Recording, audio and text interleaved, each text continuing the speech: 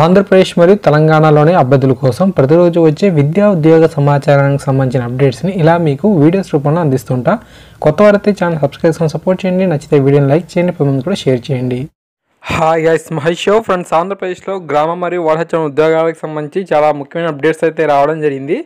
So తాజాగా వచ్చిన information అయితే చూద్దాం. ఓకే, సో అఫీషియల్ వెబ్సైట్ అనేది మీరు అయితే ఓపెన్ అయితే చేయండి. ఇక్కడ మనకు 3 కాలమ్స్ అనేవి ఉన్నాయి. సో ఫస్ట్ మనకు డౌన్లోడ్ కాల్ లెటర్ అని చెప్పి ఒకటి ఉంది, తర్వాత షార్ట్ లిస్ట్ సంబంధించిన అప్డేట్ ఉంది, తర్వాత మన యొక్క సర్టిఫికేట్స్ని అప్లోడ్ అనేది చేయడం కూడా ఆప్షన్ అయితే రావడం జరిగింది. సో కాల్ లెటర్ సంబంధించిన ఇన్ఫర్మేషన్ కనుక మనం చూసినట్లయితే, సో మీకు కొన్ని నిమిషాల క్రితం మీకు అప్డేట్ చేసిన దానికన్నా మనకు మరికొన్ని లిస్ట్స్ అనేవి అందుబాటులోకి అయితే రావడం జరిగింది. సో ఓకే, సో ఒక్కొక్క జిల్లాకు సంబంధించి మనకు ఈ యొక్క అప్డేట్స్ అయితే వస్తున్నాయి కాబట్టి తర్వాత మనకు అన్ని జిల్లాలకు సంబంధించి కూడా అప్డేట్స్ అనేవి ఉండొచ్చు అని చెప్పి మనకు ఇక్కడ తెలుస్తూ ఉంది. ఓకే, సో తర్వాత మనకి ఏంటంటే షార్ట్ లిస్ట్ సంబంధించిన ఇన్ఫర్మేషన్ కూడా ఇక్కడ మనం చూద్దాం. సర్టిఫికేట్ వెరిఫికేషన్ సంబంధించి షార్ట్ లిస్ట్కి సంబంధించిన ఇన్ఫర్మేషన్ కూడా ఉంది. సో దాన్ని కూడా మనం క్లిక్ చేసినట్లయితే ఈ విధంగా మనకు రావడం జరుగుతుంది అన్నమాట.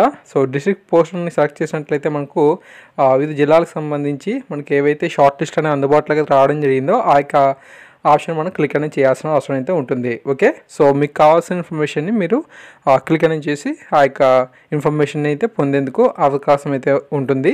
ఓకే, తర్వాత మనకు సర్టిఫికేట్ వెరిఫికేషన్ సంబంధించి కూడా ఇన్ఫర్మేషన్ అయితే ఇచ్చారు. ఓకే, సో దానికి సంబంధించి కూడా మనం చూసినట్లయితే అప్లోడ్ సర్టిఫికేట్స్ అనే దగ్గర మనకు క్లిక్ అయినా ఉంది కదా, సో దాన్ని కూడా క్లిక్ అనేది చేద్దాం. సో కొంచెం లేట్గా అయితే ఓపెన్ అవుతుంది. సో అందరూ కూడా ఈ యొక్క అప్డేట్ని గమనించి వారు ఈ యొక్క వర్క్ అనేది చేస్తున్నారు. సో చాలామంది కూడా సర్టిఫికేట్స్ని అప్లోడ్ అనేది చేయడం జరుగుతుంది కాబట్టి కొంచెం లేట్గా ఓపెన్ అవుతుంది. ఓకే, సో ఇక్కడ మీరు చూడవచ్చు మనకు నోట్ అని చెప్పి 2 పాయింట్స్ని మెన్షన్ చేశారు. మొదటిగా ఏంటంటే మనకి ఎవరైతే కాల్ లెటర్స్ అనేవి వెళ్ళాయో ఆ కాల్ లెటర్స్ అభ్యర్థులందరూ కూడా తమ యొక్క సర్టిఫికేట్స్ అన్నింటినీ కూడా 400 KB. ఓకే, సో ఒక్కొక్క ఫైల్ సంబంధించి మన 400 KBకి సంబంధించి ఆ యొక్క సైజుని చూసుకొని అప్లోడ్ అనేది చేయాలి.